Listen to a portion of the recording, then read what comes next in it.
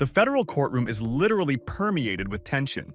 The silence, broken only by the rustling of papers and the muffled hum of conversation behind the jurors, creates the feeling that something important and fateful is being decided here. The jurors sit around, seemingly on edge, their expressions serious and focused, as if each of them understands that someone's life or freedom may depend on this hearing. Journalists, like a pack of predators, sneak around with cameras and microphones, trying to capture the most dramatic moment. Cameras with flashing red lights capture every breath, every glance. And then, amid this tense spectacle, he appears. Ashton Kutcher. Yes, the very same actor known to millions as a cute and slightly awkward comedy hero.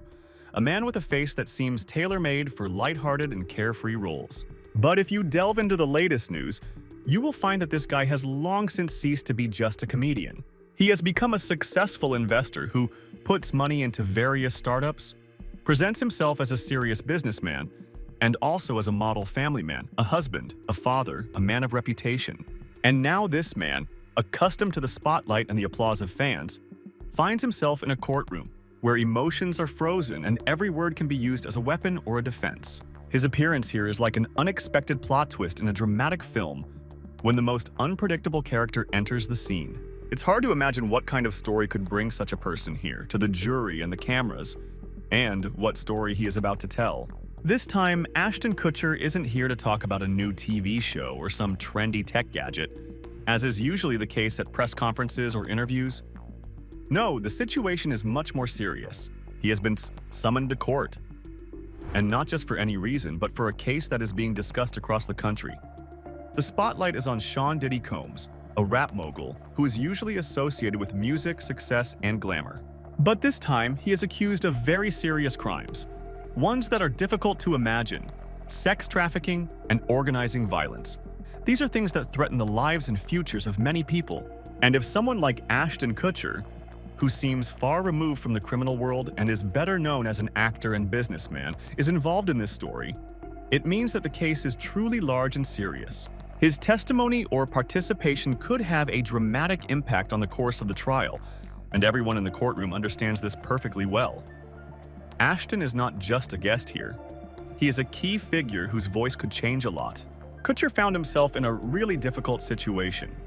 You could say he was stuck in a trap that was not easy to get out of. It wasn't his decision or a voluntary step. He wasn't just invited to speak. He was forced to take the stand and speak under oath.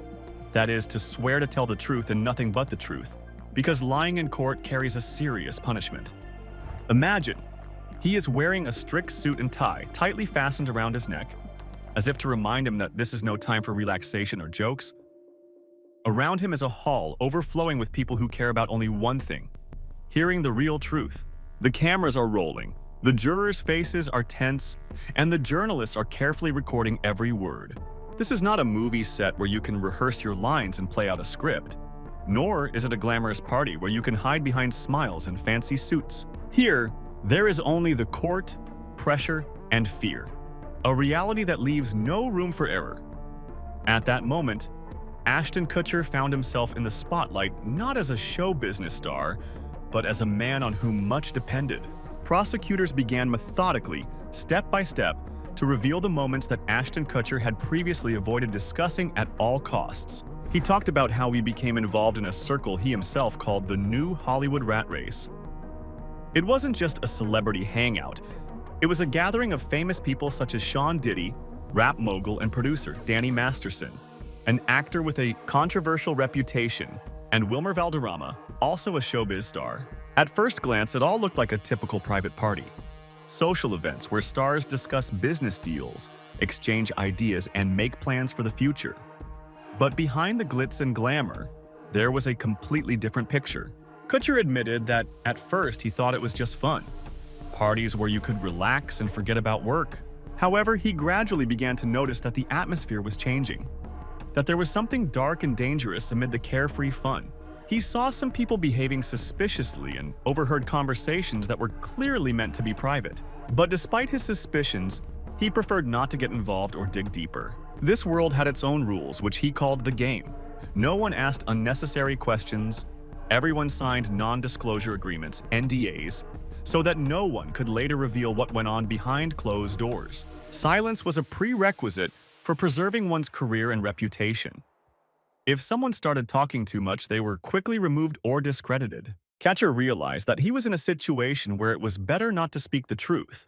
Otherwise, he could lose everything: his job, his friends, his future. So he found himself trapped in a system that carefully hid its dirty secrets behind a mask of glamour and success. Prosecutors, in turn, slowly but surely began to unravel the story, pushing Catcher to reveal the truth he had been trying to escape for so long. Kutcher revealed another particularly dark aspect of this new Hollywood rat race: the infamous white parties and secret freak-offs.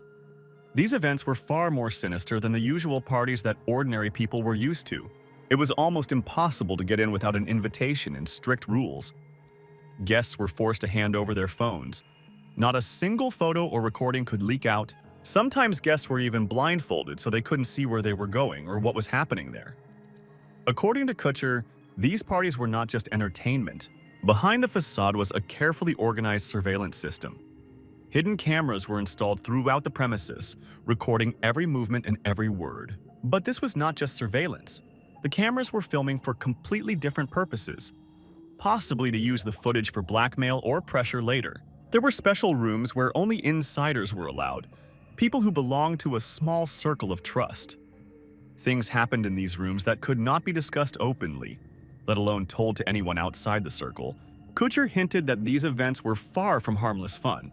There were shady deals, violence, and other crimes that few people knew about, but which had devastating consequences for many victims. This hidden world was carefully disguised by glitz and glamour so that no one on the outside would guess what was really going on behind closed doors. He described these parties as a trap that people fell into unknowingly, but from which it was very difficult to escape because there were too many secrets and threats around. In the end, this part of his story is not just a recollection of high society life. It is an attempt to show how deeply and dangerously this rat trap has penetrated the world of celebrities, how many dark and terrible stories it contains that are best kept in the shadows. And it was precisely here, in this dark, closed world, that Catcher had to look when prosecutors began building their case against Sean Diddy and others involved in the case. Catcher honestly admits that he did not see everything with his own eyes. He did not witness all these terrible events personally, but he heard a lot of talk, gossip, and rumors that gradually came together to form a grim picture. Instead of digging into it, he simply ignored these things, pretended not to notice. Why ruin your career and reputation when there are so many interesting and promising things around? In Hollywood, it's almost a rule. If you know too much and start asking uncomfortable questions, you quickly get blacklisted. This means that you are no longer invited to important events, private parties, and gatherings that determine the fate of many. Investments, projects, new roles, all of this simply disappears. You become an undesirable person and your career begins to quietly fade away. In the end, it's easier to keep quiet, agree to the rules of the game, and pretend that nothing is happening. That's exactly what Kutcher did, until prosecutors forced him out of his comfort zone and made him tell everything he knew. The most frightening part of Kutcher's story is how this closed club, known as the New Hollywood Rat Race, effectively controlled business and investment at the intersection of show business and the tech world. Kutcher himself found himself caught up in a complex web of firms and companies that at first glance looked like ordinary startups or marketing agencies, modern and promising projects that are now the pride of Silicon Valley and Hollywood. He tried to play the role of a bridge between these two worlds, helping to connect investors with young companies, participating in the promotion of technological ideas, and opening up new opportunities. It seemed that everything was working honestly and transparently, that he was helping to develop the future. But over time, Kutcher realized that many of these deals were woven into much darker and more complicated schemes. Behind the facade of innovation and progress were shell companies that no one could really explain. No one knew who actually owned these firms, where the money came from, or where it ultimately went.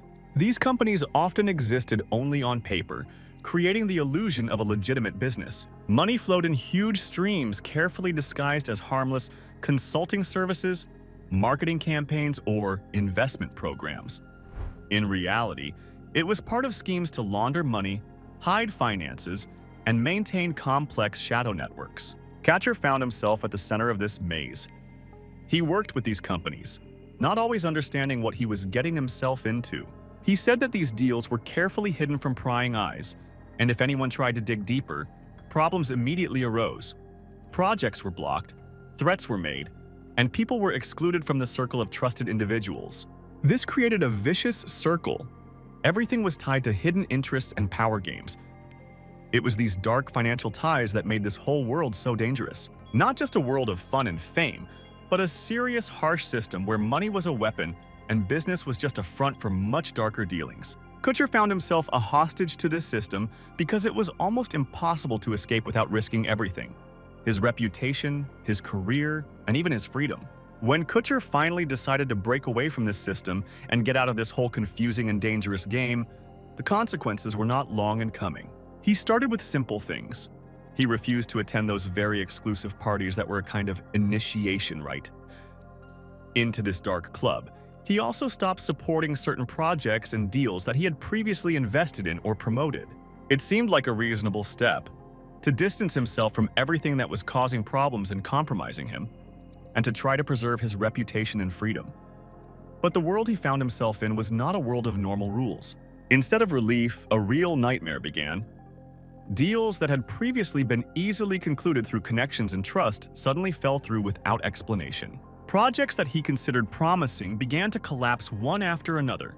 Investors withdrew their funding, partners stopped answering calls and emails. All his attempts to build a business and maintain contacts were met with a wall of silence and indifference. Relationships with former partners with whom everything had seemed honest and open deteriorated sharply. Some became cold and distant. Others simply disappeared from his life as if he no longer existed in their circle. It was a clear signal. You're out of the game, and we don't want anything to do with you. Kutcher received an even more alarming signal through mutual acquaintances and friends. A kind of warning. You're making someone nervous. This was not just an empty phrase or a routine threat. Behind these words lay real fear and a serious warning. It meant that someone who controlled the entire system was watching him and was prepared to take action if he continued to resist. He sensed that the consequences could go far beyond business and reputation. This was a threat to his safety, a threat to his very existence. Keeping quiet, conforming, and playing by the rules was the only way to survive in this system. Trying to leave meant risking everything, not just his career and connections, but his personal freedom and possibly his life. For Kutcher, this moment was a harsh lesson. He realized that the dark world he had entered would not let those who decided to leave go so easily. Trying to escape the game is an attempt to confront a system that is stronger than any individual and knows how to intimidate those who try to disrupt its order. He recalls how in 2017, at a charity event, he encountered Diddy, aka Sean Combs, a man who is not only famous but also wields enormous power and influence in the world of show business and beyond. At that moment, the atmosphere seemed quite normal. People were gathered for a good cause, discussing projects and smiling for the cameras. But the conversation between them took a completely different turn. Diddy approached Kutcher and said something that sounded like both a warning and a threat. He claimed that Kutcher had missed out on a lot. This phrase was loaded with hidden meaning, as if hinting that there are things that are better not forgotten or events that cannot simply be ignored. Diddy then warned him to be careful with what he doesn't remember. That is, with the dark sides of the past and secrets that could resurface. This wasn't just a warning. It was a clear attempt to remind him that in this world, everything is recorded and controlled, and that it's impossible to forget something by mistake. These words had a profound effect on Kutcher. They made him think about the shadows and dangers that constantly loomed over him, and how fragile it all could be if something came out. This warning was like a reminder that in this world you can be at the top, but one mistake can turn everything to ashes. For Kutcher, this moment was one of the most disturbing and important because he realized that what surrounded him was not just a game, but a real trap where the past was always ready to catch up with you. Then something happened that intensified Kutcher's fear and pressure even more. A mysterious USB drive was unexpectedly delivered to his office. No one signed for the package, no one explained where it came from. The drive contained video recordings from one of those parties in 2012. The content wasn't particularly criminal, but it was very awkward and unpleasant. There were scenes that would have been better left hidden. Moments that could have seriously damaged the reputation of anyone involved. For Kutcher, this was an alarming sign.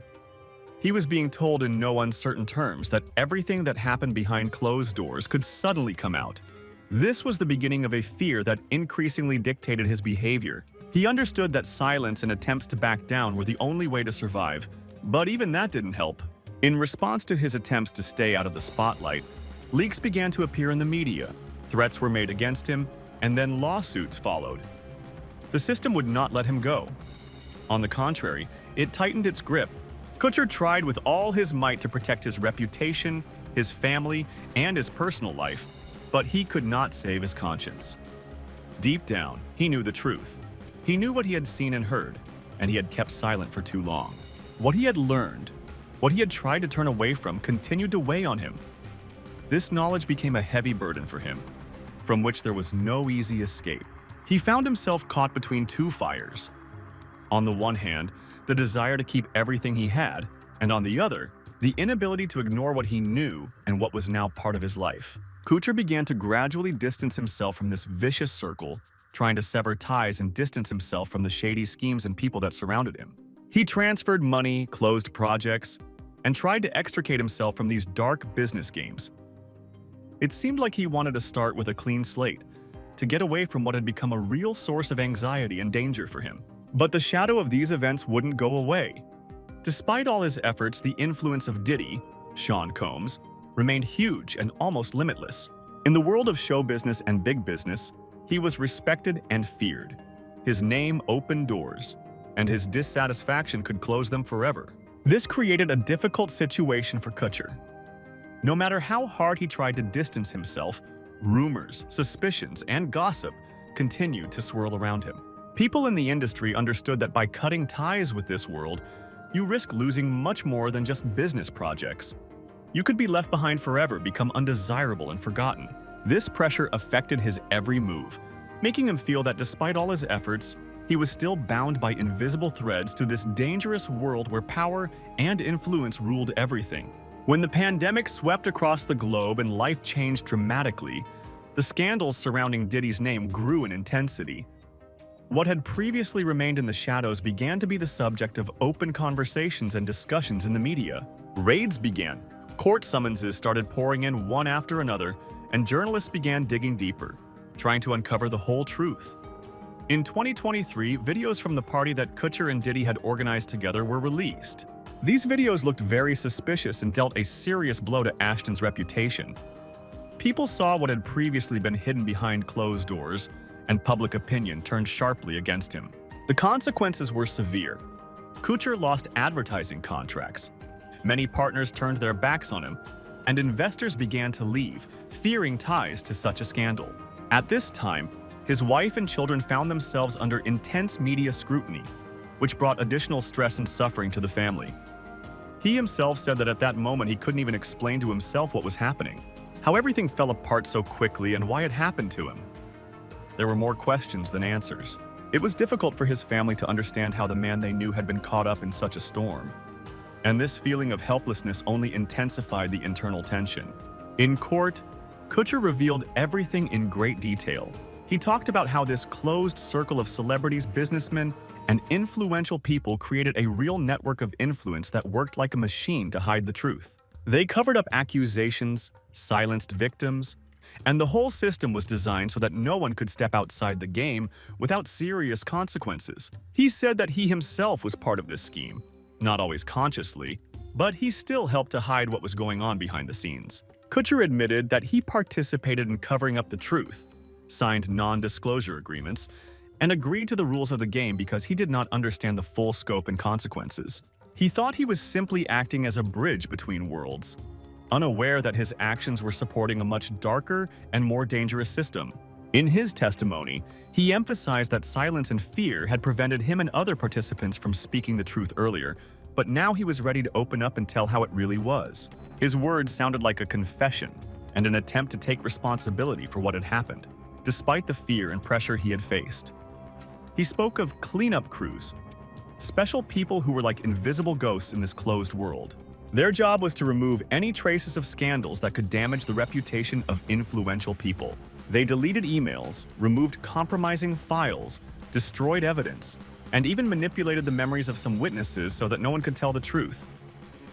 All this was done to preserve a shiny image that hid dirty secrets. Kutcher explained that a whole arsenal of techniques was used to control people in this system. Fear and threats to silence them, bribes to buy them off, promises of new movie roles or expensive cars to attract and retain them. It was a complex, carefully thought-out scheme of manipulation, where every element worked to maintain the power and influence of certain figures. For Kutcher, this only became clear when he felt himself drawn into this game not just as a participant, but as a victim of a system where freedom of speech was just an illusion, and the real price of silence was too high. He openly admitted that he tried to break out of this vicious circle. Kutcher deleted compromising material and severed ties with those involved in this party. That is the dark world of closed circles where dirty secrets were hidden. But it was incredibly difficult to do. No matter how hard he tried, this party would not let him go, like a spider's web that held him tight, denying him freedom. The pressure continued to grow, not only on him but also on his family. His wife and children were drawn into this whirlwind of scandals and rumors, becoming unwitting victims of constant media attention and public opinion. This created additional stress and pain that he could not control. Kutcher said that with every step he tried to take toward freedom, the system responded more harshly, as if to remind him that there was a way out of this game, but at a very high price. His family, who had been his rock, also became part of this struggle, which made everything even more difficult. At the end of his statement, Kutcher addressed the judge with very sincere words. He said he was ready to cooperate fully with the investigation and disclose all the information he had. He admitted that he was tired of constantly fighting with himself, of feeling like he was erasing himself in an attempt to hide the truth and maintain the appearance of a normal life. He no longer wants to be part of this system that destroys people from within and holds them hostage with fear and lies. For him, it was a moment of revelation when he decided that the truth was more important than the game, and that it was time to step out of the shadows to at least try to atone for his role in this story. This statement sounded like an attempt to start with a clean slate, despite the severity of the consequences that may await him.